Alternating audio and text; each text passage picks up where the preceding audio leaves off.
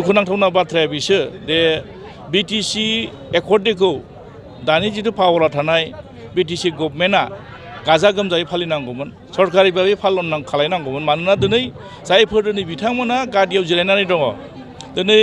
2003 दिनैनि थारिखआव माने बिटिसि एकर्ड डेखौ फालिदोंमोन बेबायदियै दिनै बिथांमोना बिटिसिनि नियम नितिनि गेजेरजोंनो दिनै 6 सिडिउलनि प्रभिजननि सिङाव थानाय माखासे अधिकारखौ लानानै दिनै बिथांमोना सोरबा माने चिफ जादों सोरबा EM जादों जेरै गुबुन गुबुन बिबानाव दिनै चेयारमेन जादों मेम्बार जादों बिथांमोना दिनै बिटिसिखौ दिनै खुंथायनि माने गोहोआव दङ नाथाय হয় আজি 23তম বড়োলেণ্ড একৰ্ড ডে আৰু সেই একৰ্ড ডেটো আমি প্ৰতিটো জিলাত আমাৰ কেন্দ্ৰীয় কমিটিৰ নিৰ্দেশ মতে আমি অনুষ্ঠিত কৰিছোঁ আৰু এই বড়োলেণ্ড একৰ্ড ডে উপলক্ষে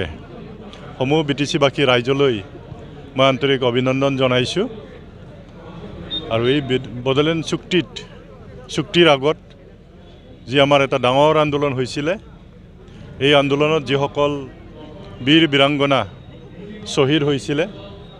তেওঁলোকক আমি শ্ৰদ্ধাৰে সুঁৱৰিছোঁ কাৰণ তেওঁলোকে নিজৰ জীৱন বলিদান নিদিয়াহেঁতেন হয়তো আজি এনেকৈ একৰ্ড ডে আমি অনুষ্ঠিত কৰিবৰ কাৰণে সুযোগ আৰু সুবিধাটো আমি নাপালোহেঁতেন এইটো আমাৰ কাৰণে গৌৰৱৰ কথা কিন্তু অতি দুৰ্ভাগ্যৰ কথা যে এই বিটিচি চুক্তিৰ দ্বাৰা বিটিচিখন চলাবৰ কাৰণে যিখিনি ব্যৱস্থাপনা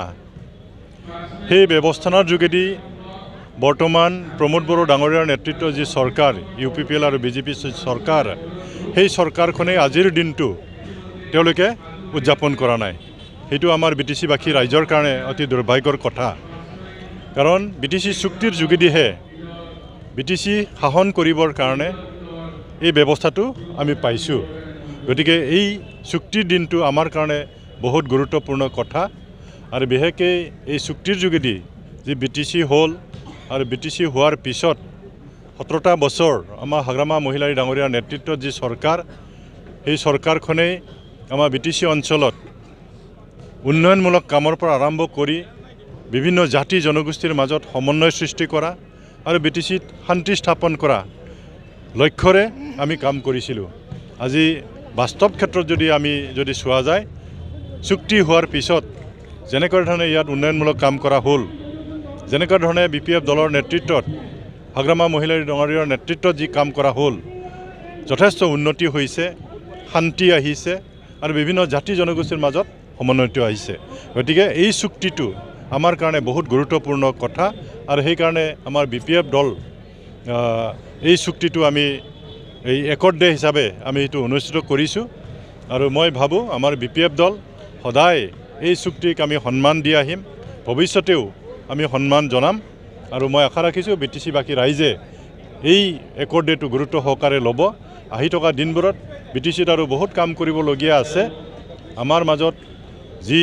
ভুল বুজাবুজি আছে সেইটো আমি ঠিক কৰিব লাগিব যি বাকী অনুষ্ঠান প্ৰতিষ্ঠান ইয়াত আহিবলগীয়া আছে সেইবিলাকো আমি আনিব লাগিব গতিকে মই আৰু দীঘলীয়া নকম গতিকে আকৌবাৰ শুভেচ্ছা জনাইছোঁ আমাৰ বিটিচি অঞ্চলটো উন্নতি হওক শান্তি সম্প্ৰীতি অটুট থাকক মই তাকে কামনা কৰিছোঁ সেইকাৰণে মই ইতিমধ্যে কৈছোঁ বিটিচি চুক্তি হ'ল সাংবিধানিক বৈধতা আছে যি চুক্তিক ভাৰতৰ পাৰ্লিয়ামেণ্টত লোকসভাত ৰাজ্যসভাত সেইটো পাছ হৈছে আইনৰ ব্যৱস্থা আছে আইনৰ আওতাত আহিছে গতিকে সেইটো আমাৰ কাৰণে বহুত গুৰুত্বপূৰ্ণ আইনগতভাৱে এতিয়া আমি সুৰক্ষিত গতিকে এনেকুৱা চুক্তিক যদি সন্মান যদি আমি নিদিওঁ তেতিয়াহ'লেতো আমি ক'ব নোৱাৰোঁ ভৱিষ্যতে আমাৰ অৱস্থাটো কি হ'ব যি চুক্তিৰ যোগেদি আমি সাংবিধানিক আমি বৈধতাটো পালোঁ সেইটো সন্মান জনোৱাটো ভাল গতিকে যিসকল কৰা নাই তেওঁলোকে আচলতে বিটিচি চুক্তিৰ যিখিনি মূল্য সেইটো তেওঁলোকে বুজি পোৱা নাই যিটো আমি সাংবিধানিক ৰক্ষা কৱচ যিটো কোৱা হয় সেই চুক্তিৰ যোগেদি সেই কৱচটো আমি পাইছোঁ আৰু এতিয়া বিটিচি অঞ্চল সুৰক্ষিত বৰ্তমান চৰকাৰৰ উন্নয়নৰ ক্ষেত্ৰত ভূমিকাৰ বিষয়ে কি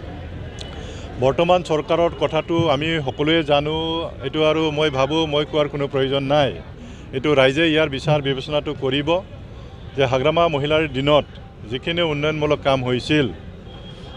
মইতো অনুষ্ঠানৰ কথাই কৈছোঁ ইউনিভাৰ্চিটিৰ কথা মই ক'ম ইঞ্জিনিয়াৰিং কলেজৰ কথা ক'ম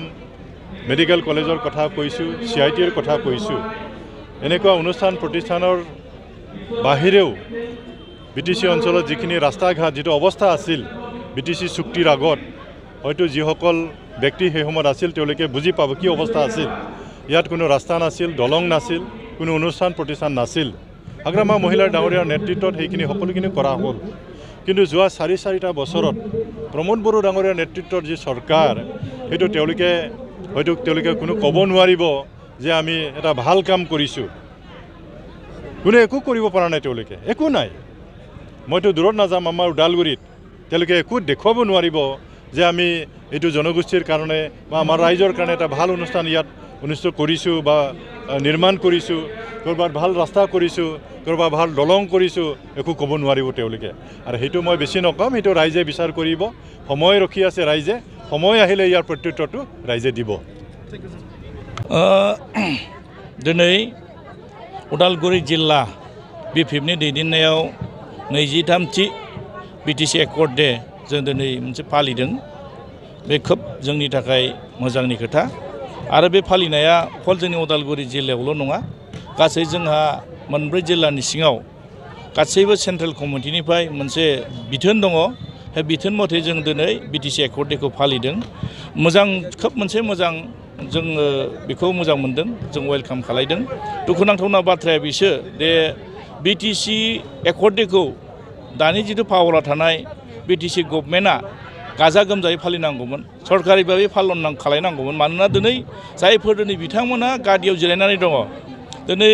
2003 दिनैनि थारिखआव माने बिटिसि एकर्ड डेखौ फालिदोंमोन बेबायदियै दिनै बिथांमोना बिटिसिनि नियम नितिनि गेजेरजोंनो दिनै 6 सिडिउलनि प्रभिजननि सिङाव थानाय माखासे अधिकारखौ लानानै दिनै बिथांमोना सोरबा माने चिफ जादों सोरबा EM जादों जेरै गुबुन गुबुन बिबानाव दिनै चेयारमेन जादों मेम्बार जादों बिथांमोना दिनै बिटिसिखौ दिनै खुंथायनि माने गोहोआव दङ नाथाय दुखुनांथावना बिथांमोना बेखौसो आं बुंनो नागिरदों जे दिनै जायफोर बे आन्दलननि गेजेरजों बड'लेण्ड मुभमेन्टनि गेजेरजों गोबां माखासे दिनै मुंख्लंफोर शहीद जानानै दिनै बे बिटिसिखौ सोरजिदों आरो बे मोननाय खेमथाखौ दिनै बिथांमोना मा खारनाव दिनै बिथांमोना बे बिटिसिखौ खुंनो हायाखै बेखौसो जों दुखु मोनसे गोसोआव मोनदों आरो सोंलु सिखांजों माने बिथांमोना दिनै बावलांखो मानोना दिनै जाय मुंख्लंफ्रा दिनै थै आरो जिउ बावनानै गावनि न'खरनि बिदा फंबाय खुरमा बाय बाहागि समाजखौ दिनै नागारनानै बे बुहुमनिफ्राय जायखारलांबाय बिथांमोनखौ दिनै सनमान होआब्ला जों माला सनमान होगोन ओंखायनो दिनै जों बेखौ गोसोखांनानै दिनै जों 6 सिडिउलखौ बासायथारनांगोन बिटिसिखौ बासायथारनांगोन ओंखायनो दिनै जों बे हाबाफारिखौ बिपिएफ दोलोनिफ्राय लानाय जादों आरो जोंनि सासे गोख्रों दैदेनगिरिमोन आरो बिथांमोननि दैदेननायावनो बे बिपिएफ राजनिति हान्जाया जन्म मोन्दों दिनै बिथाङा दिनै गावनि सायाव बिसास आरो फोथायनाय जिथु गैयैनि थाखाय दिनै माबा मोनसे नुनानै दिनै इउपिपिएलडिआव बिथाङा थांदों आं बेखौनो खावलायगोन जे बिथाङा गावनि राजनिति जिबनाव थांनानै जाहाथे साक्सेस जाथों नाथाय बिथाङा दा थांनानै जायगा मोनगोन ना मोना बिसोर जोंनि गेजेराव माने गिदिर सोंलु जागोन जेरै जों बिपिएफआव थानानै बिथाङानो माने गासै बिपिएफनि माखासे माने सर्बा बा हाइकामान बा बिथांमोनामोन दिनै नुनो मोन्दों दिनै मोनसे समाव बिथाङानो बुंदोंमोन जे बिटिआर सुक्तिनि गेजेरजों बिटिसिआ माने खुनु पयदे माबा जाया खिन्थु दिनै बिटिसिआनो दिनैसिमबो दङ आरो दिनै बिटिआरानो मोनसे मिनिंफुल आरो बिटिसिआ मोनसे हांबिधानिक होननानै बिथांमोना बुंदोंमोन आरो दिनै नुदों प्रमोद बर'नि दैदेननाय माखासे दैदेनगिरिफोरखौ बिथाङानो गोबां रावजों सोंखारिदोंमोन दिनै बिथाङा मा खालायनो थांदों जों मोनथिया जों नंखायनो दिनै बिपिएफ मोनसे राजनिति दल हिसाबै जों जथेस्थ' गोख्रों बिथांनि सायाव आं जेबो कमेन्ट होनाय नङा बिथाङा मा खालायगोन बेखौ समखौल' जों नेनांगोन बिनि फिथाइखौ गावनो मोनगोन बा रायजो राजाफ्रा नुगोन आरो ओंखायनो दिनै जोङो बिपिएफ राजनिति दल हिसाबै जोंहा जोंनि सायाव फोथायनाय दं फैबाय थानाय बिसायख'थियाव 2025 माने बिटिसि बिसायख'थियाव जों बिपिएफआनो बेसेबांनोखि माने नाम्बार्स नांगौ बे नाम्बार्सखौ लानानै जोङो मोनसे मोजां सरकार खुंनायनि थाखाय जों लाहार फाहार खालायदों आरो बेखौ दिनै साफ्रोमबो बिटिसिनि सुबुं माहारि माखासे रायजो राजाफ्रा जेरैबायदि लोब फैनानै बिपिएफआव जुगदान जादों आरो बिपिएफखौ दिनै वेलकाम खालायदों आरो बरायदों बेखौ नोजोर बोयोब्लाथ' खुनु सक्तिया जोंखौ लाखिनो हानाय नङा ओंखायनो फैबाय थानाय 2025 माने 20 मोना नोजोर होबानो जाबाय जेब्ला गाव सोरबा सासे बेक्तिया गावनि सायाव बिसास गैया अबेबा मोनसे लोगोखौ अबेबा मोनसे राजनिति दलखौ नागारना थाङोब्ला सोरखौबा सासेखौथ' दाय खालायना थांनांगोन दिनै हाग्रामा महिलारि बिथाङा पार्टिखौ जेरैबायदि सरकार गैयाब्लाबो गोख्रों आरो गाबथानानै मोनसे पार्टिनि डिसिप्लिनखौ मेनटेन खालायनानै जेरैबायदि बिथाङा मोनसे इउनिमासलि डिसिसन लानानै जिबायदि मोनसे हाबाफारि दिनै मावबाय थादों बेथ' बिथांनि नेतृत्वआवनो सोलिबाय थादों बिथाङाथ' हारसिङै खुनु अहंखार भाब लानानै दिनै पार्टिखौ सलायाखै नंखायनो दिनै बिथांनि दैदेननायावनो बिपिएफ राजनिति दला गोख्रों जादों आरो बिथांनि दैदेननायावनो सरकारा फैगोन आरो बे खुनु सन्देह गैया आरो बिपिएफनि गोख्रों सोद्रोमाफ्रा बिपिएफखौ मोजां मोननानै मावग्रा बिपिएफनि कर्मिफ्रा रावबो नार्भास जायाखै आरो जि जायगायाव दं बेहायनो दङ आरो जेरैबायदि दैदेननांगौ बेबायदिनो दैदेनबाय थादों सासे सानै मानसिया माबा मोनसे सुबिदा लानो थांदों आरो सोरबा सोरबा टिकेट मोनैनि खुद्रिदों दिनै नुदों बिपिएफआ जथेस्थ स्ट्रं सोरबा बुंबाबो बेहाय जानाय नङा रिजाल्टआसो खिथागोन ओंखायनो रायजो राजाफ्रा दिनैसिमबो बिपिएफनि सायाव बिसास दं आरो दिनै बिपिएफआ जि सुक्तिनि गेजेरजों जेरैबायदि 17 बोसोर गभर्नमेन्ट सालायनायाव बिटिसिनि सुबुं माहारिफोरनि जौगानायनि हाबाफारि लानानै जेबायदि आवगायलांदों जथेस्थ बिनि सायाव फोथायनाय दं आरो ओंखायनो खुनु जों सन्देह गैया रावखौबो जों गियाखै आरो बिपिएफआ हारसिङै सरकार फैगोना बे रोखा आरो जोंनि दनसे समाजनि आं सासे बिसारि हिसाबै जा दायित्व दं दिनै माखासे जौगानाय हाबाफारिखौ जों इसेबांसिम हायो सरकारनि आसुनिफोरखौ जोंनि बिपिएफनि साफ्रोमबो कर्मिफ्रा जेरैबायदिहै माने